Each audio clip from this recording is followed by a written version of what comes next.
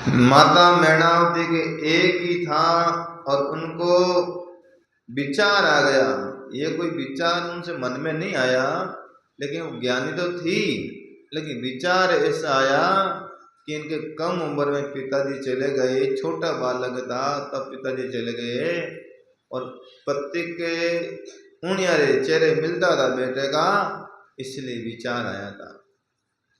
और विचार से ही उन्होंने कहा कि बेटा तेरे जेठा तेरे पिताजी थे और संसार छोड़ करके, राजपाट छोड़ करके चले गए। इन्हीं तरह से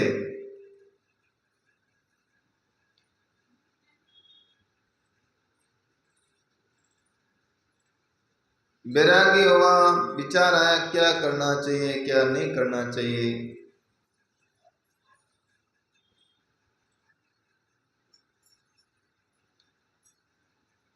तो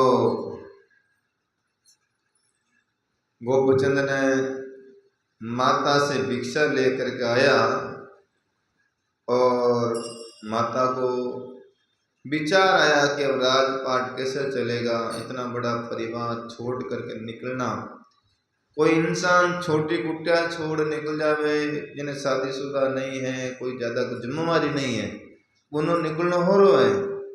लेकिन ज्यादा जिम्मेवारी है, राजकाज की जिम्मेवारी है, उनको निकलना बहुत दौर है।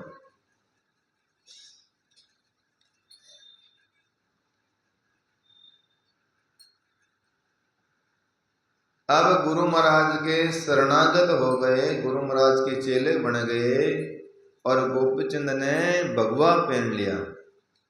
भगवा पहनने के बाद में अब परिवार का कोई लेना देना नहीं है, परिवार का कोई रिश्ता नहीं है।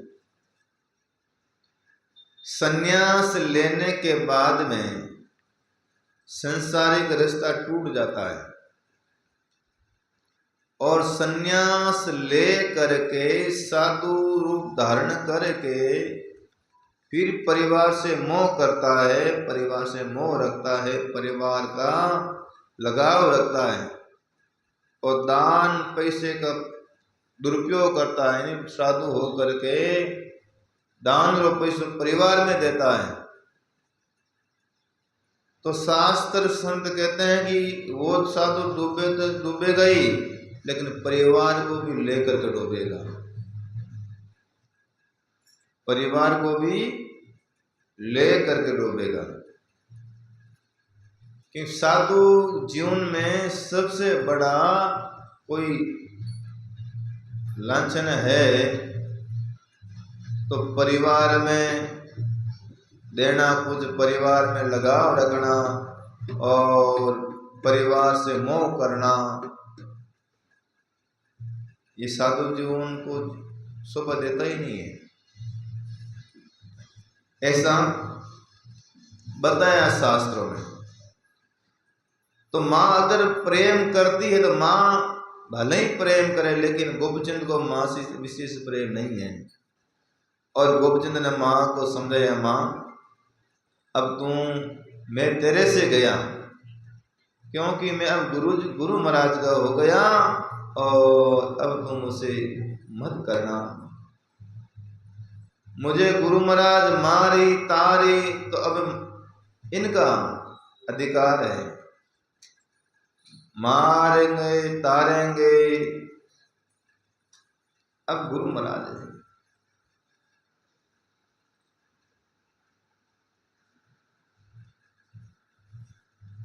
गुरु महाराज ने बहुत डांटा, क्योंकि भाई तूने अपनी रानियां को माता के भिक्षा नहीं लाया, इसलिए मैं तुझे दंड दिया। लेकिन फिर भी मारता है वही तारता है। माँ छोरो बदमाशी करे टाबर, जब माँ ने गुस्सो आवे तो माँ चाटो लगा दे और ज्यादा लाग जाए, रोम ज्यादा लाग जाए, माँ का छाती रे चेप दे।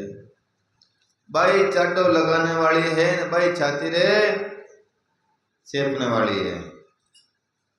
ज्यादा बदमाशी करे, ज्यादा करे तो फिर माँ डांटती भी है, मारती भी है। और अगर ज्यादा लग भी जाती है तो माँ ही चिंता करती है, माँ ही पुचकारती है। और साथ साथ में तो कभी ऐसा ऐसा हो जाता है कि बालक करे साथ साथ माँ ही रोने लग जाए, बालक करे साथ साथ माँ भी रोने लग जाती है ज्यादा लग जाने से। तो इन्हीं तरह से कहते हैं, चोट लगी जब कमर के हो गया बदन सताप, चंद सुरसम। चोट लगी जब कमर के, चोट लगी जब कमर के, हो गया बदन बेताब, चंद सुरसम सकल की, उड़ गए हुस्न सबाब, उड़ गया हुस्न सबाब हरस से। आज गजब गुरु पीर बरा, जब नाजुक तन में चोट लगी, लगे लोचन जल नीर भरा। मत मार गुरु मर जाऊंगा, मेरा बंधन बहुत तकदीर भरा। बेफूक दर्द से रोने लगा चिंता, सकल शरीर भरा।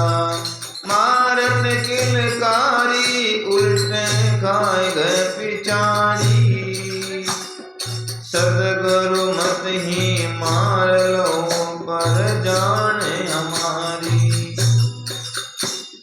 श्री राम जय जय राम, गाइए भाव से। श्री राम जय जय राम, श्री राम जय जय राम, श्री राम जय जय राम, श्री राम जय जय राम, श्री राम।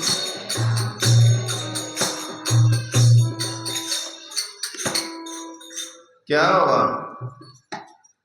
माता आई थी वहां जलंधर नाथ जी महाराज के पास में, और माता को डांटा महाराज ने, और गोपचंद को कहा कि इस ठगने के हाथ से भिक्षा लाया और तुम वहां क्यों नहीं गया? अपनी रानियां को माता कह करके भिक्षा नहीं लाया। इससे जलंधर नाथ जी महाराज रुष्ट हो गए, रुष्ट हो गए। वो चिमटा था, नाथ क्या रखते हैं? चिमटा रखते हैं। चिमटा से मारपीट करने लगे। किनको? गोपीचंद को। अब अमीर घराना का बच्चा मार से न होए, रोने लगे दर्द से। और गुरु महाराज को मारता देख करके माता से सहन होता है? वो भी बहुत टेढ़ी बात है।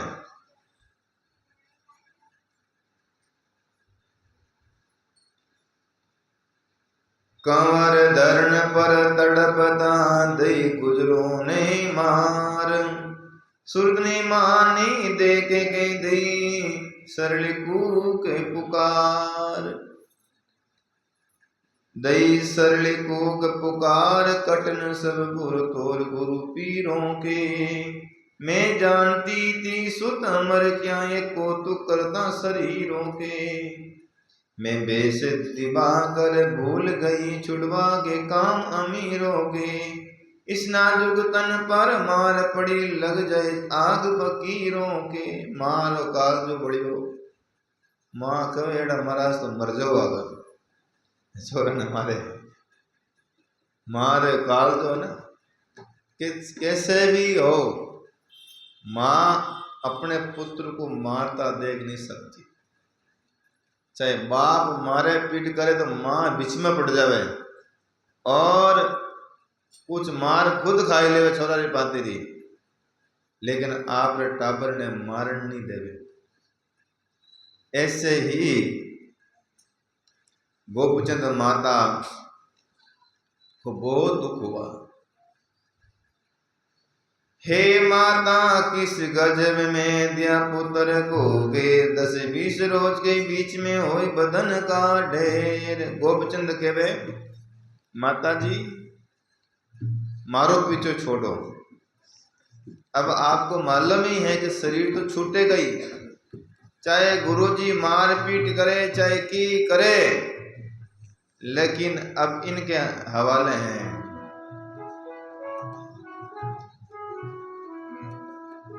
हे माता किस गजब में दिया पुत्र को घेर,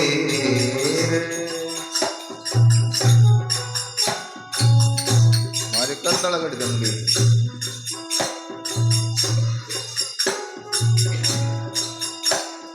दिया पुत्र को घेर,